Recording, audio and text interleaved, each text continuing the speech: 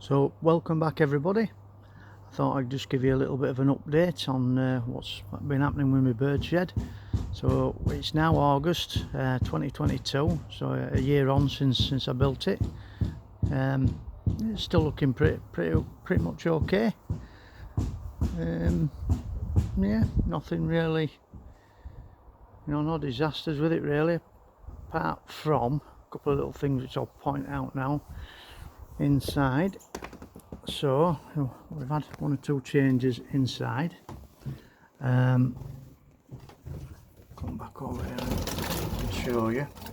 So the cladding which I put around the walls is when I fitted it reasonably tight in the in the corners, and this year we had some real hot days, and it swelled up a little bit.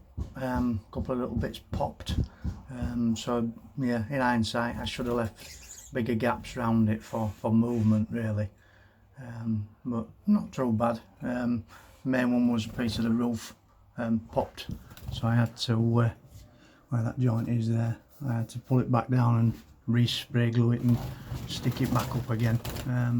So that was the biggest thing what happened. What else? Well, if you do notice, if you did watch my first couple of videos, you'll notice that the cages have now changed. So what happened with the cages was, these are the existing drawers, which I've reused, but it was mainly the carcasses of the cages really. Particularly the Bengalese finches that like bathing in the drinkers, the water kind of getting down the edges and down the side of the drawer there, and then it got into the edges of the chipboard, and it swelled up, and then these drawers were actually sticking, so eventually I had to make some new ones. But saying that, making the new ones has kind of worked out a little bit better for me, because now I've got full halfway from kind of there, halfway that way, that's a full flight, same underneath, and then identical back that way. So the actual cages are better now, they're bigger, so it's 3 meters long, this shed, so halfway is 1500, 1 meter 500, so that works better, keeps the birds a little bit fitter, I think. So on that side I've got all my female Golians in that side, and then on this side at the top, again at the top there, I've got all the male Golians in that side. So yeah, so it's nearly breeding time, so that's why they're kept separate. Yeah, so looking forward to this year.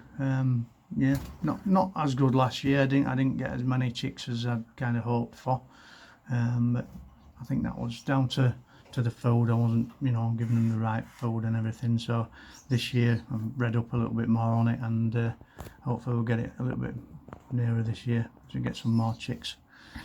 That's about it really. Oh, the heating throughout the winter last year. Down here I've just put a new heater in. It's this panel heater. So hopefully that might be a little bit better. Had a tubular heater in there last year, and it was struggling to keep the temperature up. Yeah, so hopefully this bigger heater will keep it a little bit more constant. It didn't go down too far. 7 degrees I think was the lowest it ever went. But yeah, obviously that was too low for the Golians. I'm looking to keep it about 18, something like that, about 18 degrees.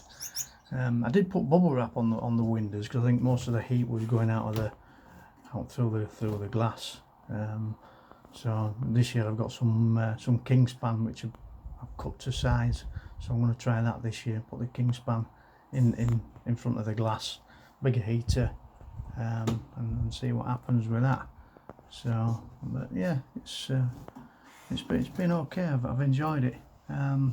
It's 23 degrees at the minute in here. So yeah, just thought I'd give you a little update Oh, another thing which I found annoying was I've had to put this little bench in, this little top. I was coming in with things in my hands and nowhere to put them, so that kind of got a little bit frustrating. So that's why I put that little bench in there. So I just come in and I put my things on there, and then I can, you know, open the cages and put my things in as and when. All right, so yeah, that's a little update. See you again. Bye.